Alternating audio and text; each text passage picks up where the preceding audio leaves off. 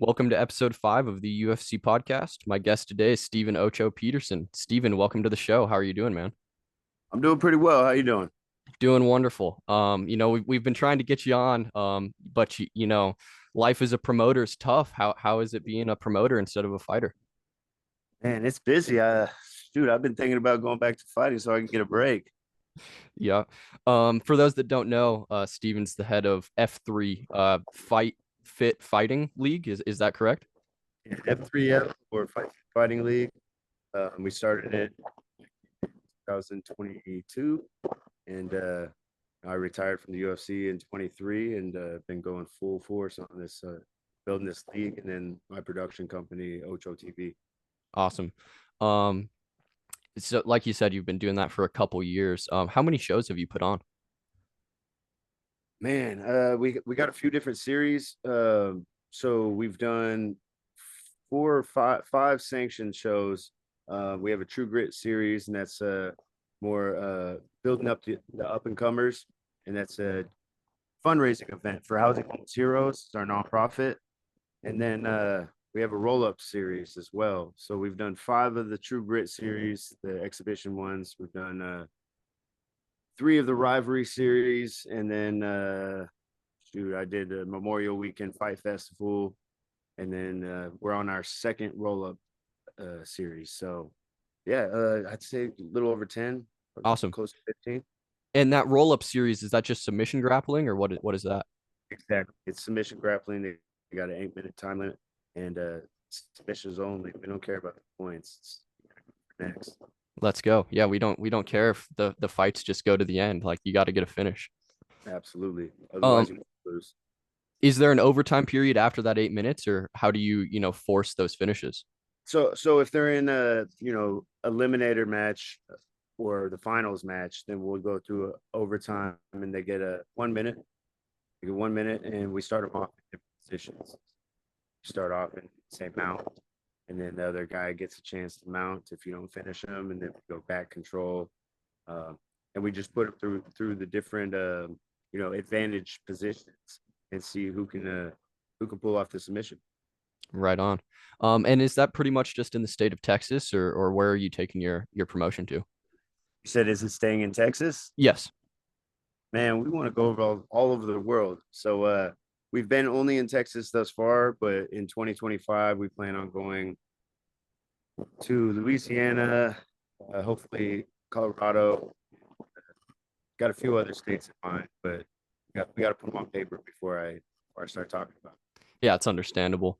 How do you work with those commissions? How much different is it on the promoter side versus just, being a fighter and running through the hoops? Yeah, man. When I was fighting, I kind of established these relationships, and I did a lot of like just research, just watching the way people work and watching how things are done. And then each commission is much different. Texas is quite hard to throw shows in. So uh, the fact that I've been throwing shows in Texas and continue to grow here, I feel like when I these other states, it'd be much easier. But once again, it's they're all different. So you got to know these people, and I know some people in the Kansas State Commission, Colorado, and Louisiana. Louisiana's probably one of the easier places to throw a show. So uh, that's why that one's towards the top of my list. Understandable. Hey man, we got to get you up to Montana. We don't even have a state commission here. You want to fight, you can just put it on. Good man. You bring the people, and I'll bring the show. That's sounds like a great plan. Talking just about your fighting career, how did you get the nickname Ocho? So when I was in high school, I moved to McKinney, Texas when I was 15, sophomore in high school, and I joined the football team. Some of the older kids, they were picking on me, like they put me on the O line, so some of the D linemen would like grab me and just smash me in the ground, and I get up, I start swinging, and I had number 8 on my practice jersey, so they were like Ocho, Ocho, and it just got like all across the school before school year even started. So everybody's calling me Ocho. That kid from LA thinks he could fight. So it just kind of stuck. And Ocho became infamous for getting in fights in school. It's about as good of an origin story as you can have for a nickname, man. I appreciate it. Um, were you already like thinking about fighting when you were in high school, or were you just kind of a scrappy kid on the football team? Just didn't take no shit. It Yeah, was like where I'm from, you talk shit, you get hit. And out in McKinney, Texas, people just pick on me and run their mouth. And so I'd pop off. And I started this backyard fight club called Friday Night Fights. So every Friday night, I get everybody that thought they could fight from the school. I didn't want to get in trouble with school anymore, so we put on those old Century gloves from Sports Authority. They had the fist pack in them and all that. We'd have no holds barred fights in the backyard. And there was this one kid. He would I'd beat the hell out of him, and then he'd end up catching me in a triangle choke and then elbowing me in the top of the head until I started bleeding everywhere, and then they'd stop the fight. And I'd be like, "What the hell are you doing with your legs? This is gay." And I just couldn't accept that I didn't know what was going on, so I had to go train. And once I started training, 30 days later, I had my first amateur fight and never looked back. how old were you when you had your first amateur fight? 17 years old. My parents had to sign a waiver for me to fight. That's awesome. Were they, supportive through your whole career? Yeah, my mom was a little skeptical at first, but they saw it gave me direction, got me out of trouble. I was in a lot of trouble in high school, so yeah, it gave me direction, get me out of trouble. That was so after my mom realized that, they showed up to probably 95% of my fights, no matter where they were. They would always ride out and support me. That's awesome.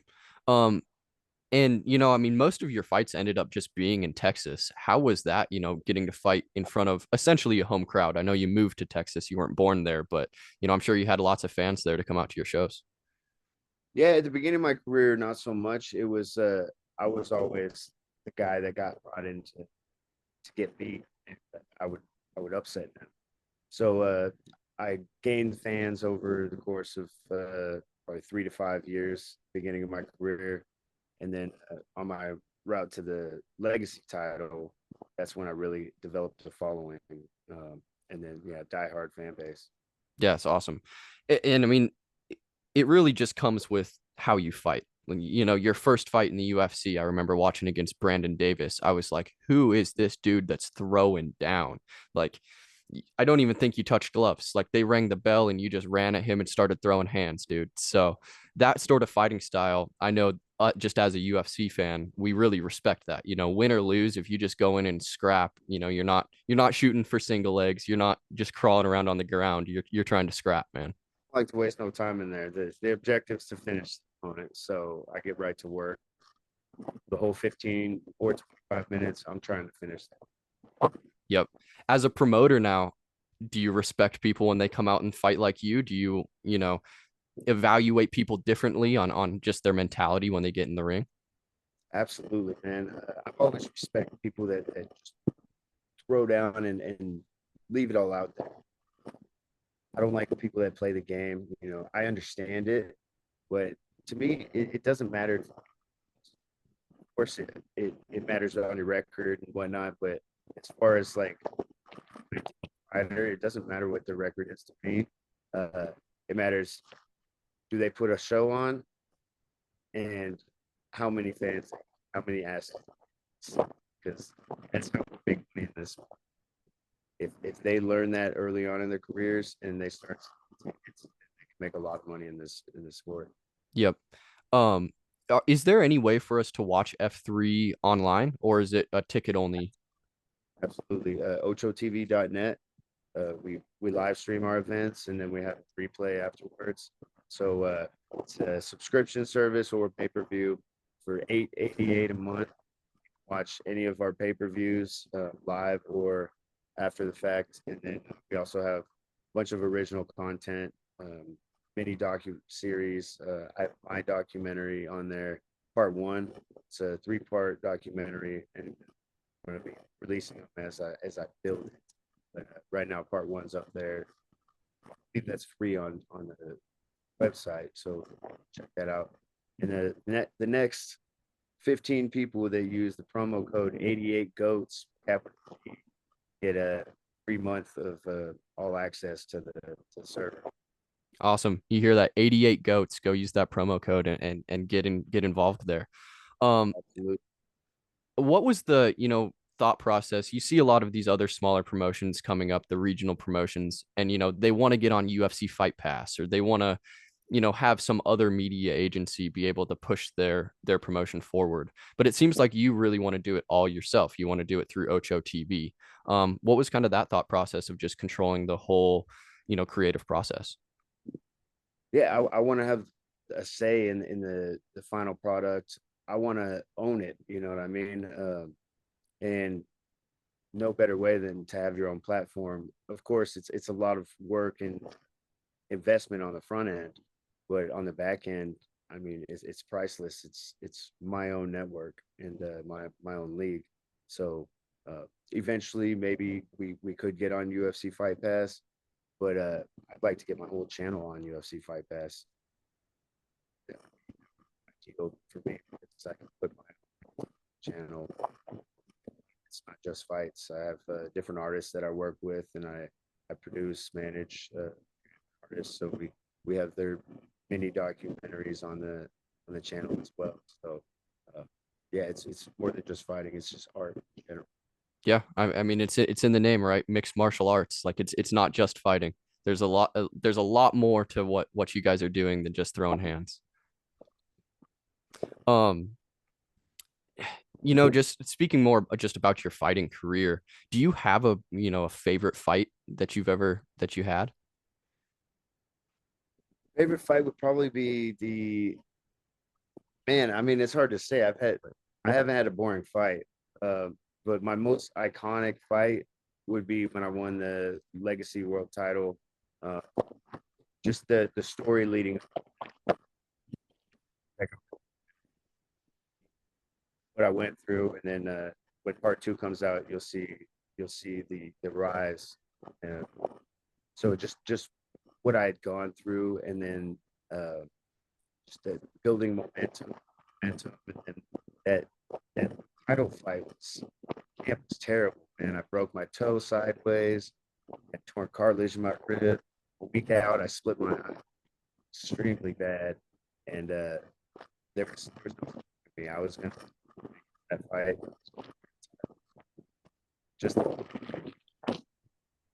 put culminated into the world title fight. Felt like the end of like a storybook ending. I felt like my career was at that point. See, so um, you know, nobody thinks that you're a pro or you're really doing this unless you're in the UFC. So I had to go back and continue fighting until I made it to the UFC and had my accolades there.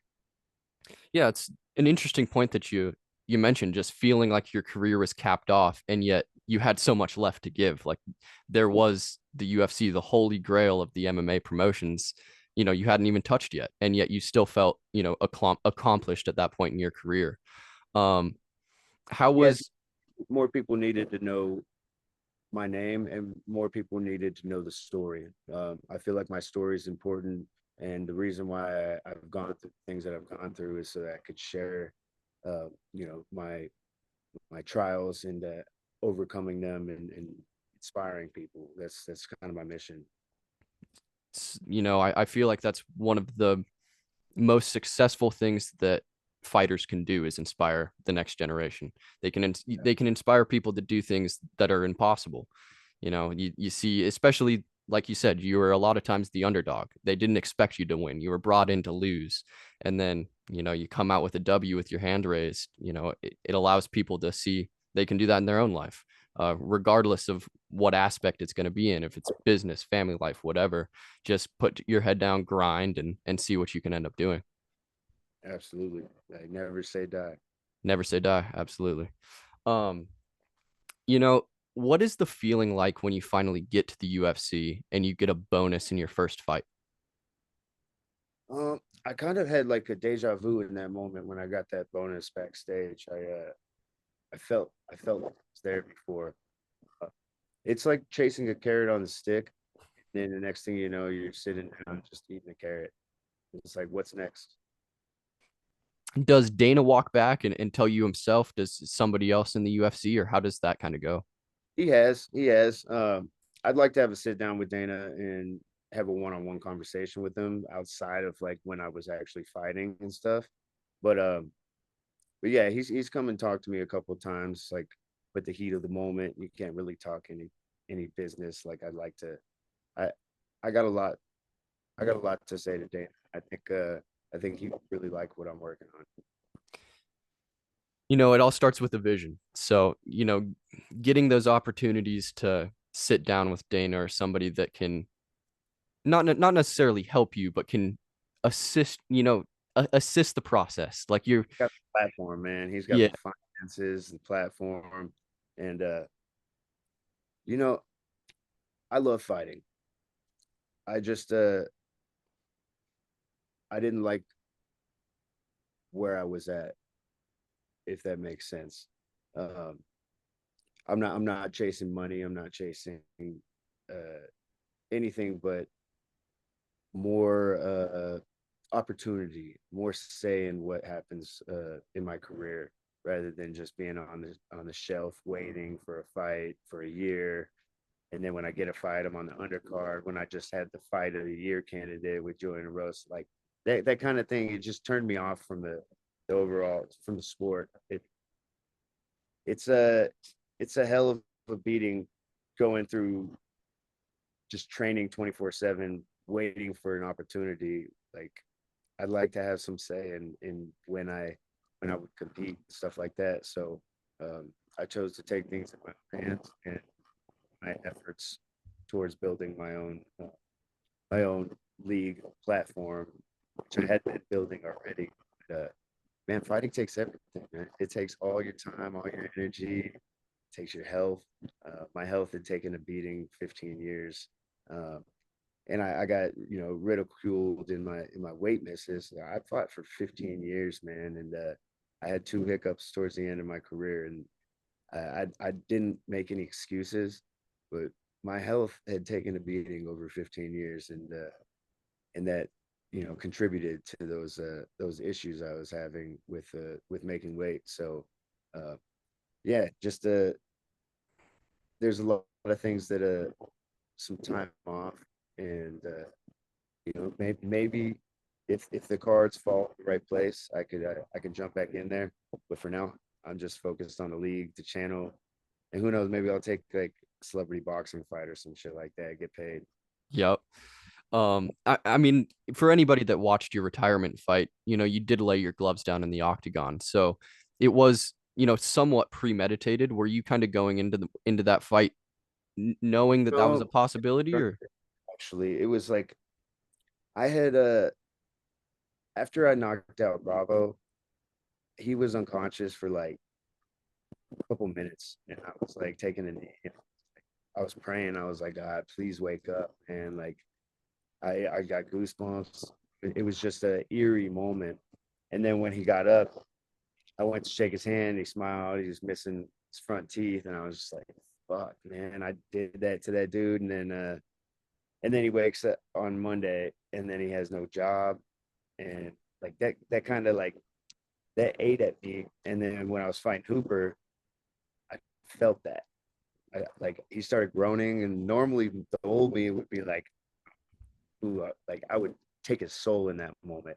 But in coaching and being a father and after that Bravo fight, it was like I started feeling some sort of remorse in there. It was like, man, and so I kind of like played the technique game and I schooled Cooper rather than just dogging him. And then when I fought a Rosa, that was cool because it was a dog fighting a dog. So we went at it, and somebody like a Rosa, I can go toe to toe with somebody that's already established top 15 guys. Like I don't mind taking what they got because they got what I want. Somebody from Brazil on the undercard, it was like that kid was a great athlete. My final fight, he kept kicking my calf, and I was trying to get a hold of him.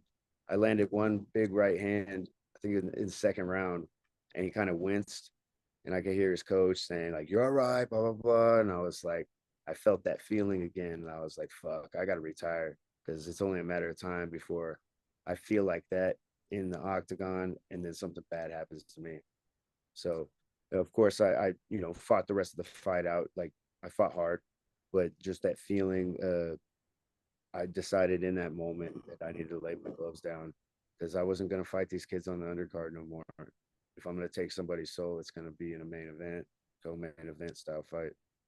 Yeah, that self-awareness to notice that lapse of focus of just like I just said, watching all your fights, like it just seemed like 100% violence. Like it was 15 minutes of violence. But the second that you have a chink in that and you actually started to feel those emotions of just being a human, of, not wanting to hurt the kid. No, you're going to get hurt.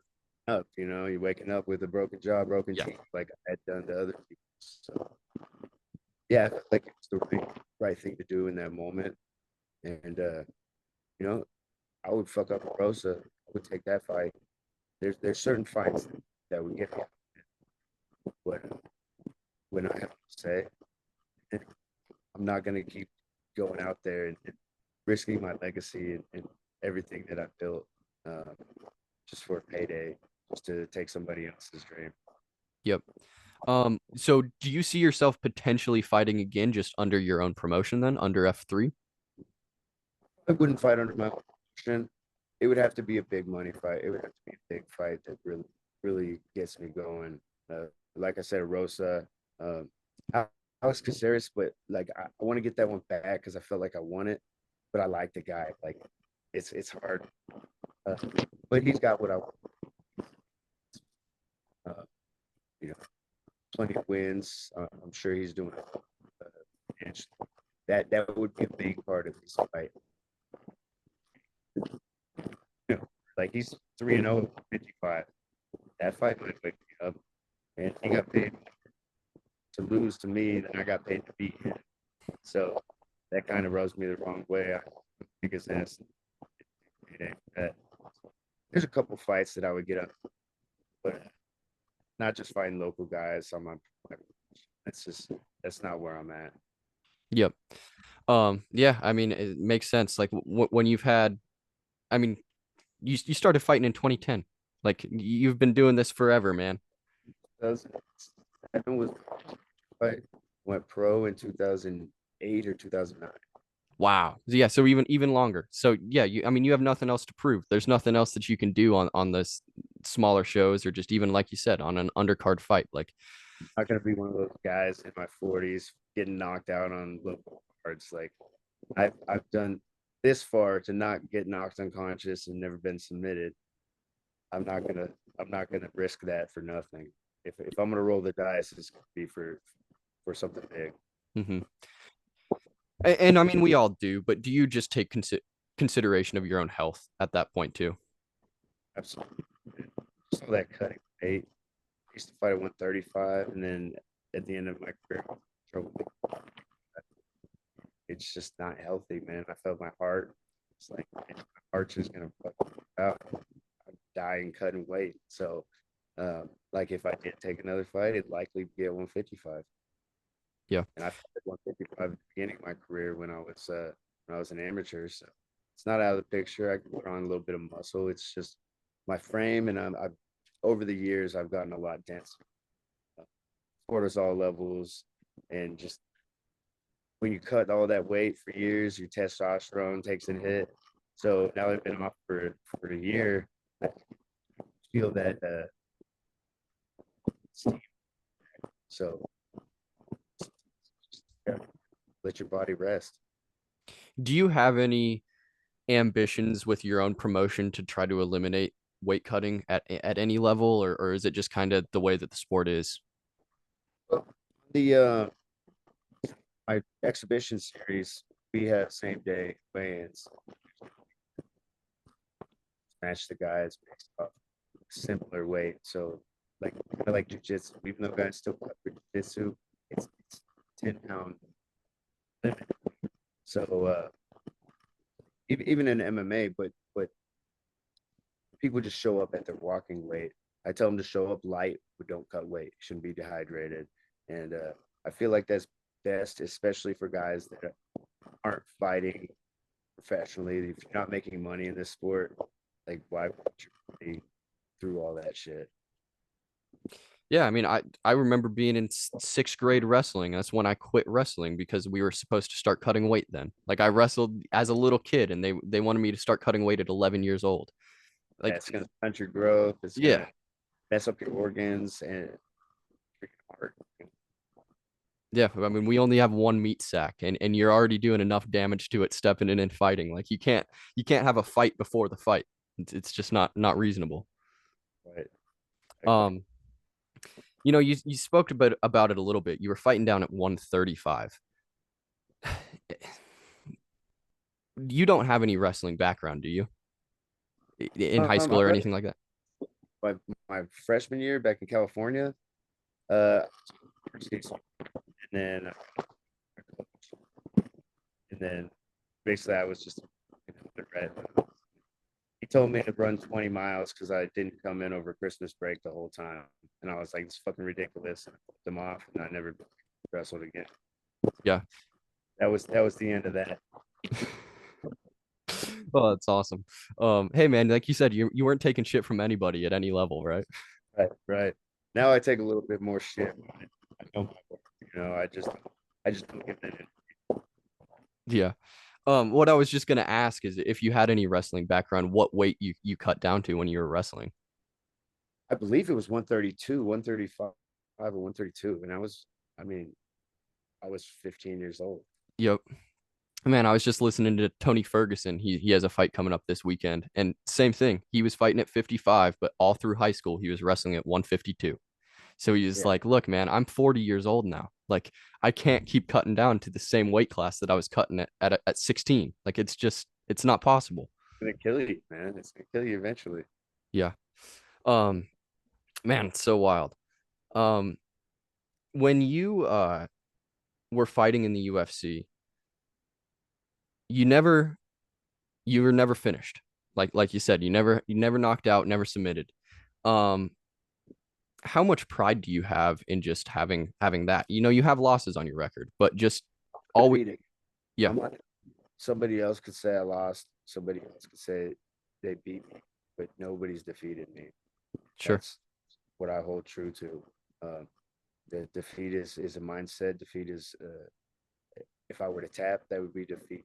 If I would be knocked unconscious, that would be a defeat. I have one KO loss on my record, and if you watch my documentary, you'll see a lot, a lot that went behind that. Like my whole life was on a downhill.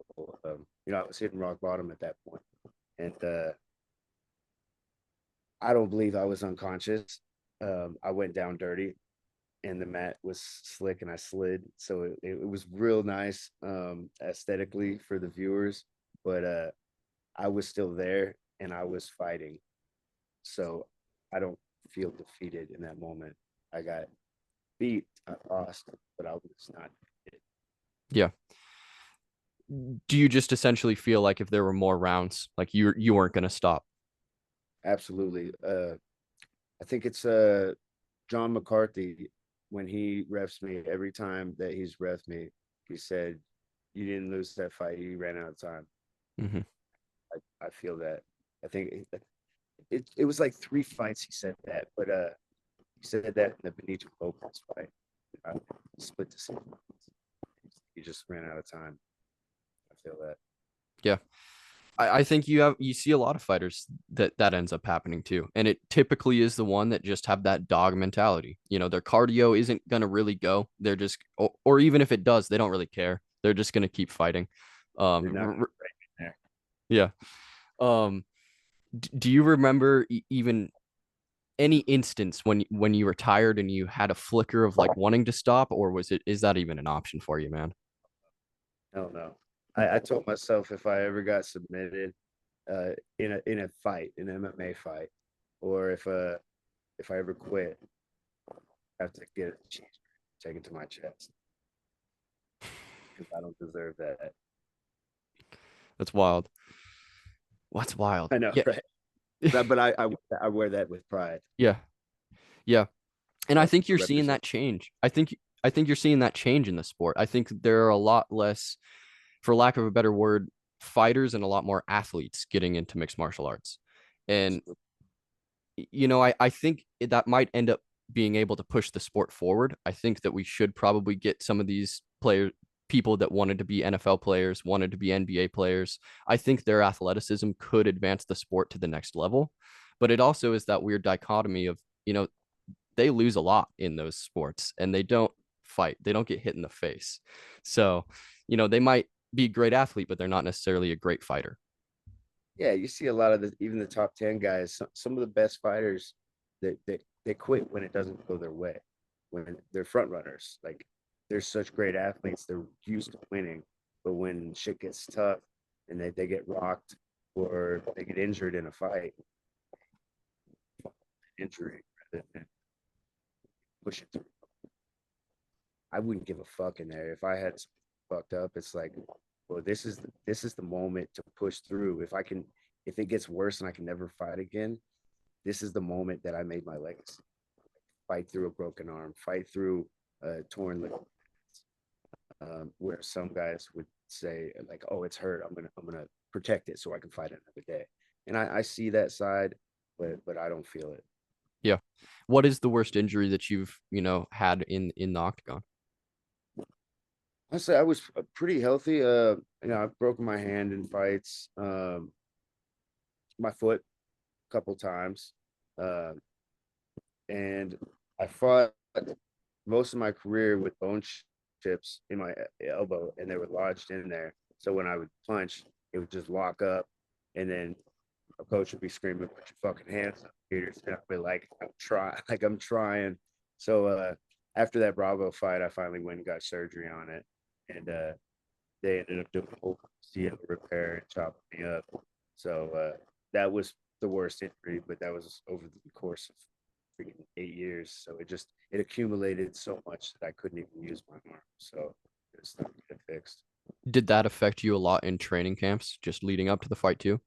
It affected me in training camps and fights. Like, you might not notice because I was like not trying not to show it, but when I punched, my hand would drop down to my hip, and it would just look like I had sloppy technique at that time in my career. But and then in training camps, I couldn't sleep, man. My ex girlfriend would tell you, she'd catch me crying in my sleep. I'd be like sobbing. I just couldn't sleep. Yeah, it was a constant where I was icing it daily. Um, I had stem cells in it twice before I had surgery because they, they refused to admit that there was in there. I saw it on X. I was like, look, what is this? Like, there's no way you would be able to. Well, I find a way. That's wild. Other than that, how many training camps did you have that you were hurt? All of them. Yeah. All of them, man. Yeah. It's always something. It's always something. But that one was probably the main thing. Just not being able to sleep. That was probably the worst.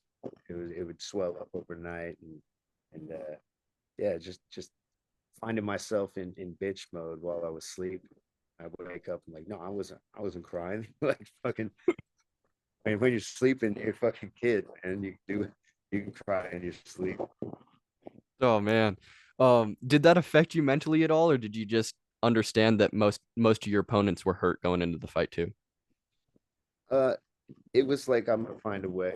I got I got I got one arm to use and I got two legs, and I wasn't gonna let my opponent know shape it wasn't. Yeah. Hey man, you had one arm to use, two legs, and you didn't like kicking much, so you were just gonna try to knock their head off with your hand anyways. Yeah. Yeah. I mean, it worked out for me. I think nobody really caught wind of my arm because I would still throw it, but it would just continue to drop. And I think that led to me taking, a little bit more damage. And that was coach's reason for making me get it fixed.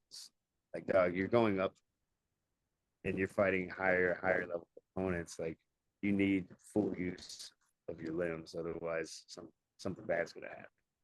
How long was the recovery for that surgery? It was at least 6 months. So I went into the hospital thinking that it was gonna be a 6 week. They were gonna do the orthoscopic, take the bone chips out, and then I woke up in a cast, and they told me it was 6 months. How long were you in the cast? It was I think like 3 weeks in the cast, and then learning how to use it again and getting my mobility back. And then now it's like, man, I can. It's smooth. It's like butter. When before it was like fucking a rusty wrench. Yep.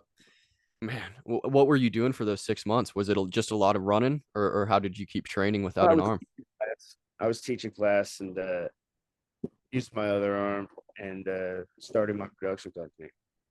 Right. Oh, that's awesome. Yeah, way to use your timing. More, you know what I mean? Yeah, And then it was COVID. not So much to do. yeah, it was like, what am I gonna do? So I started teaching class over Skype just to keep myself honest. I said I did it for my students, but I was doing it for myself to keep me accountable to somebody. Yep. As a coach, do you have any kids that are coming up and they're going to fight, or do you pretty much just coach when you're in class?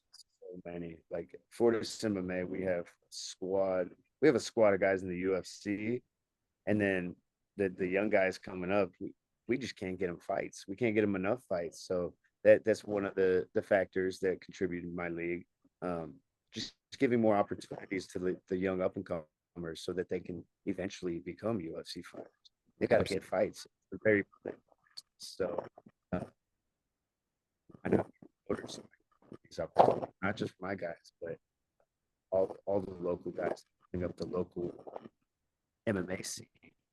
Uh, branch out, grow, want to grow all of the young up until class athletes and to the UFC. Yep.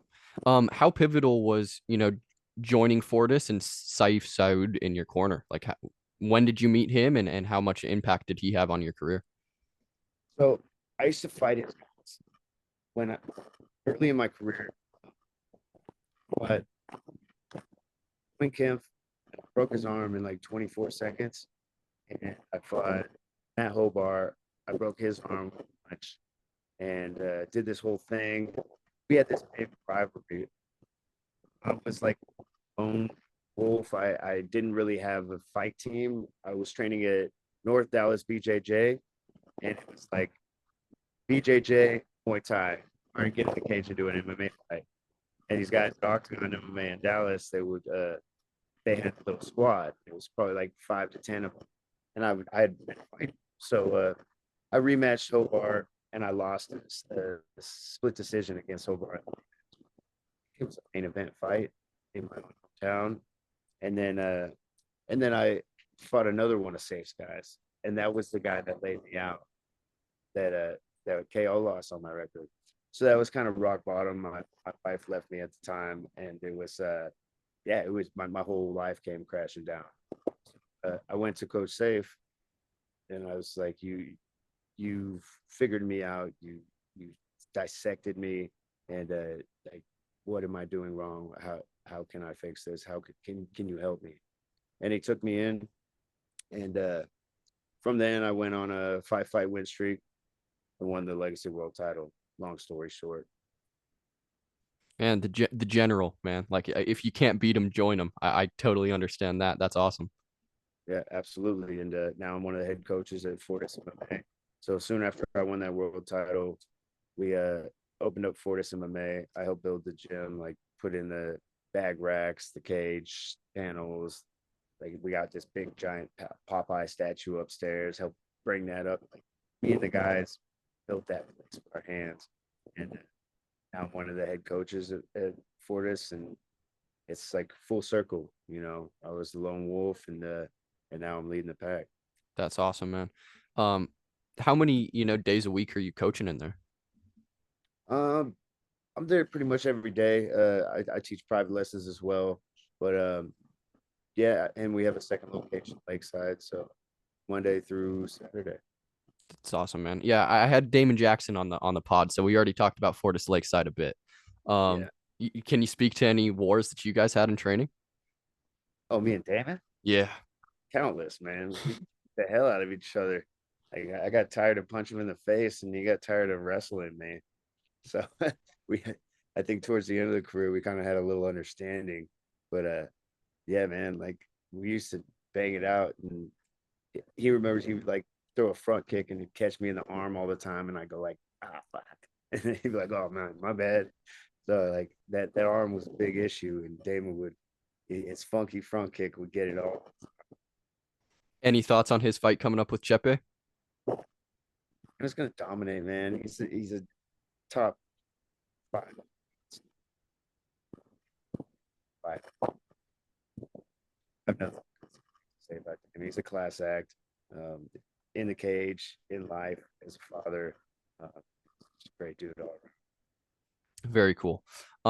Yeah, I mean, I'm just gonna, transition a little bit, ask you a couple fan questions, and then we'll get you out of here, man. Cool, man. Perfect. The first question is coming from Noah Embry, and he's just asking what made you want to be a fighter. The fuckers talking shit. I didn't want to fight, and then when I learned I could make money doing it, of course. Let's go. Next question is coming from Andre Kizel. Do you have any permanent injuries? Right? Scars. I mean, I got scars. I mean, everything hurts. Yeah. I mean, it sounds like your worst one was the elbow, and that's all cleaned up now. Yeah, and So, that's actually better than it ever was. So, yeah, I mean, I got some permanent injuries I don't really want to talk about because if I go back and get in there ever again, then yeah, I yep, would just be exposing myself. So, we'll move on. everything, keep the specifics. Yep. For anybody listening, Steven Peterson is 100% healthy, and there are no injuries. Yeah, for sure. I just live in hell Yeah, exactly. instead of life. Um, Cole Gordon, 1977 asks, "What's your bench?" What's my bench? Probably like 38 pounds. Huge. Yeah, I mean, 'cause benching measures how good of a fighter you are. So I haven't benched probably 8 years. I mean, I used to take a plate and just rep it out, and then I'd just do the bar and just rep it out, reps. It it has its purpose, but the best thing to do to learn to punch hard is to fucking punch with Yeah. weight in your hands. Benching's only gonna make you stiff. So yeah, I don't really do it. Did you do any weight training at all when you were fighting actively, or was it pretty much just active training? More explosive stuff like kettlebell snatches, swings,